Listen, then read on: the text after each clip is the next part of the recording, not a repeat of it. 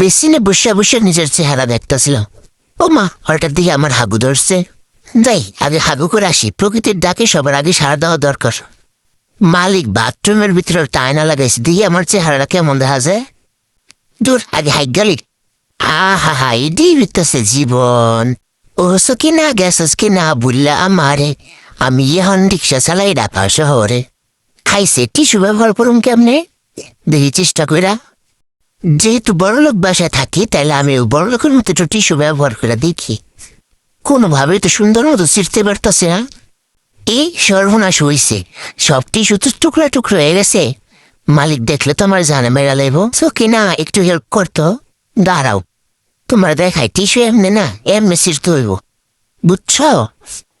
দূর, আঁকতে যাওয়াই আমার ভুলেছিল। থাক, আর যাবো না বাথরুমে, বাইরেই যাবনি। মালিকের পাউটির আছে, যাতে মালিক কিছু না করে।